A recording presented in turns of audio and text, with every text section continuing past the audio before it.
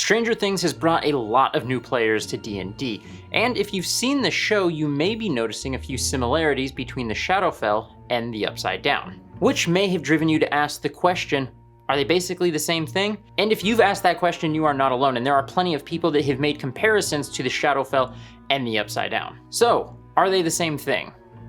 Let's start by talking about the Shadowfell. The Shadowfell, also called the Plane of Shadows, is a dimension of black, gray, and white, where most of the color has been leached from everything. It's a place of darkness that hates light, where the sky is a black vault with neither sun nor stars. Basically, it's dark, gloomy, and not a lot of color there. It's also a mirror of our world, so locations that exist in the material plane also exist in the Shadowfell. A forest in the material plane may appear in the Shadowfell as dark and twisted, with branches reaching out to snare travelers' cloaks, and its roots coiling and buckling to trip travelers. But landscape, like mountains and forests, aren't the only thing that gets mirrored in the Shadowfell. Cities also get mirrored in the Shadowfell as well. The example given in the Dungeon Master's Guide is Neverwinter. Its Shadowfell counterpart is called Evernight. But this city, much like the forests are dark and twisted, the cities also are not the same. For starters, the city's living residents are mostly made up of, it says, mad necromancers, corrupt purveyors of human flesh, worshippers of evil deities, and any others that manage to make themselves useful enough or are crazy enough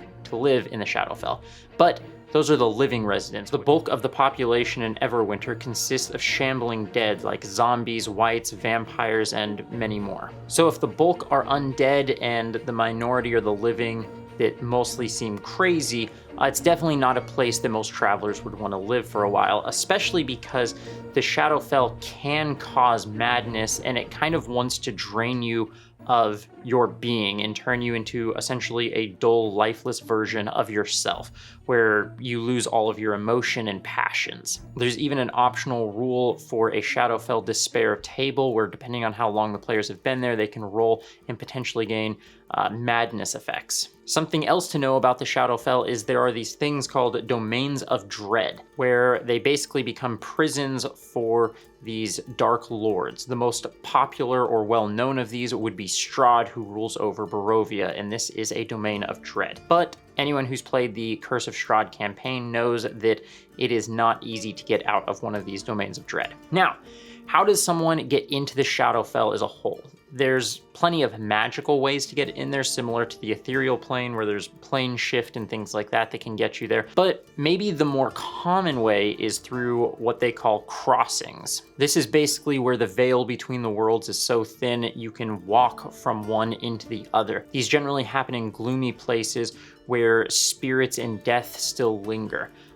So think anything like a grave, tombs, or even a battlefield, which, as I said, is basically a portal into the Shadowfell. But these shadow crossings only exist in the darkness. The Shadowfell, as I said before, hates the light. So at sunrise, or whenever exposed to light, these shadow crossings will generally disappear. So now let's talk about the Upside Down. The Upside Down is also a mirror of our world, so there's a similarity there. It's also a dark and gloomy place that's void of most color, so another similarity. There's even monsters and plants that can and probably will attack visitors. So it sounds like they're basically the same thing. Like that's at the core, they sound pretty alike. And yes, they are alike, but no, they're not the same thing. The Shadowfell doesn't have a will of its own. It doesn't have any plans or agendas, so to speak. In the Upside Down, the biggest fear is pretty much being killed. Like, that's the main danger. Whereas in the Shadowfell, don't get me wrong, death is a very real possibility in the Shadowfell, but losing yourself is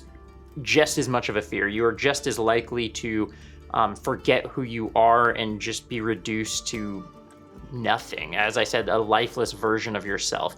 And so that is a very real fear of the Shadowfell, is that you just lose essentially the light inside of you. And I could easily put some bad guys to rule the Shadowfell, because as it stands, the Shadowfell does not have a singular ruler, which is partially why there's also not really a big plan or agenda. The Shadowfell kind of stays in this consistent pattern and repetition. Though, if I were to run this, what I would most likely do is take aspects from both of them that I like and morph it into my own version that is really fun for my players and fits well into my world. So that's my advice if you want to run it, but feel free to change details about it so that it's more fun for your players to play and that you just feel more comfortable running it.